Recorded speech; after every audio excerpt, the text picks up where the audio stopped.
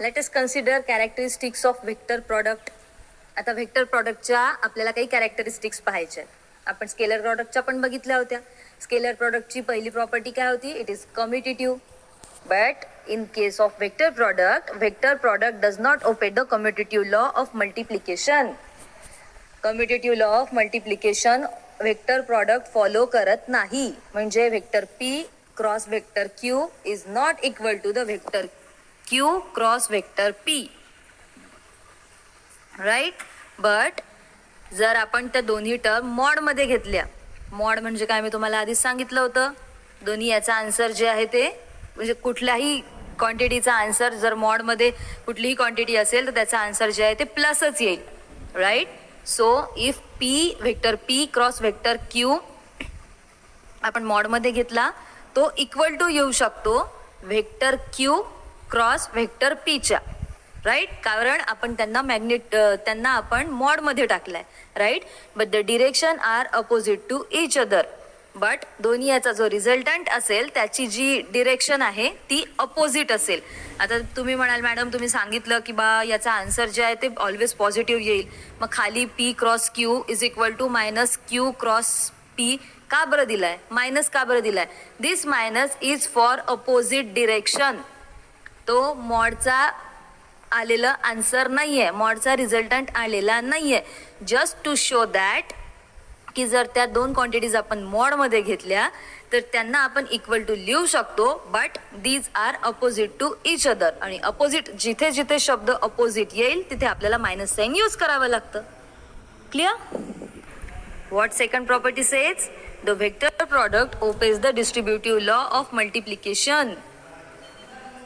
Vector product हा distributive law of multiplication follow करतो, obey करतो. जसा आपला स्केलर प्रॉडक्ट करत होता तसाच आपला व्हेक्टर प्रॉडक्ट सुद्धा करतो. म्हणजे काय? ब्रॅकेटमध्ये जर व्हेक्टर बी प्लस व्हेक्टर सी असेल आणि त्याला जर व्हेक्टर ए नी मल्टिप्लाय करायचं असेल तर व्हेक्टर ए नी आपण बी ला पण मल्टिप्लाय करू शकतो प्लस व्हेक्टर ए नी आपण व्हेक्टर सी ला पण मल्टिप्लाय करू शकतो. आणि दोन्ही याचं आन्सर जे आहे ते सेम असेल. म्हणजेच इफ आय टूक vector A cross in bracket vector b plus vector c is equal to vector a multiplied to the vector b plus vector a multiplied to the vector c. The third property, what says third property? If vector p is equal to vector q, जर vector p आणि vector q same असतील तर त्यांचा जर modulus घेतला आपण, त्यांना जर मॉडमध्ये टाकलं vector p cross vector q किंवा vector p cross vector p. Right. कारण की क्यू आणि पी सेमच आहे ना. सो पहिल्या मॉड मधला जो क्यू होता त्याला मी पी ने रिप्लेस केला. Right. So P cross P will be equal to 0. There will no be P का स्क्वेयर. पी का स्क्वेयर वहां नहीं होगा. In case of scalar product हमने देखा था कि वहां पी का स्क्वेयर या फिर क्यू का स्क्वेयर हो सकता है, लेकिन in case of vector product वहां पी का स्क्वेयर या क्यू का स्क्वेयर नहीं होगा. अगर टू वेक्टर्स सेम है और उनका हमें क्रॉस प्रोडक्ट करना है तो उसका आंसर जो है वो हमें 0 मिलेगा. Are some important properties. Let us focus on first one. जो आपल्याला वरती दिसतोय ना त्याच्याकडे फोकस करा. त्याच्यामध्ये काय सांगितलंय? Unit vector I cross unit vector I is equal to unit vector J into और cross unit vector J is equal to unit vector K cross unit vector K is equal to 0. म्हणजे काय? Same unit vector जर असतील तर त्याचा cross product जो आहे तो आपला 0 येईल. Right. In case of scalar product काय आलं होतं? जर सेम युनिट वेक्टर असेल तर त्याचा प्रॉडक्ट 1 आला होता. But in case of vector product त्याचा प्रॉडक्ट किती येईल? 0 येईल. If we took the same unit vectors in a cross product then our answer will be 0.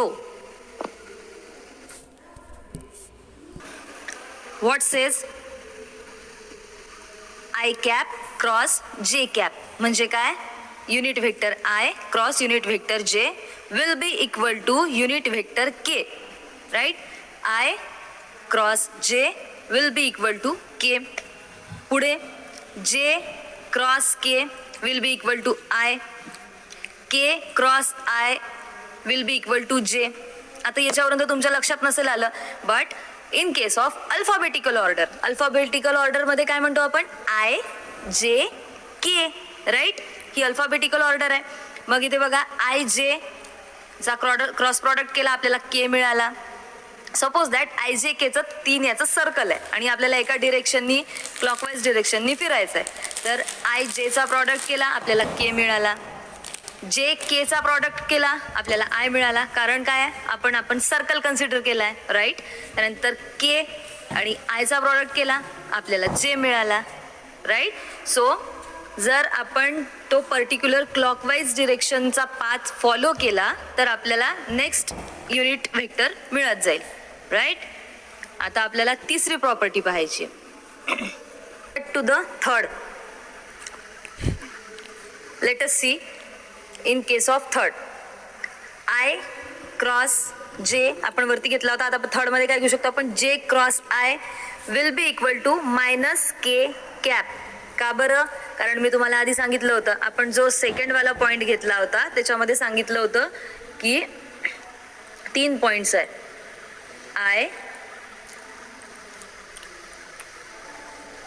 जे आणि के. मग आय जे जर घेतला, क्लॉकवाईज जायचंय आपल्याला, आय जे घेतला तर के मिळेल. जे के जर घेतला तर आपल्याला तिसरा प्रॉडक्ट के मिळेल. के आय जर घेतला तर आपल्याला जे मिळेल, राईट. क्लिअर. बट आता जर थर्ड घेतला आपण, याच्यामध्ये पण आय जे के घेतले, आय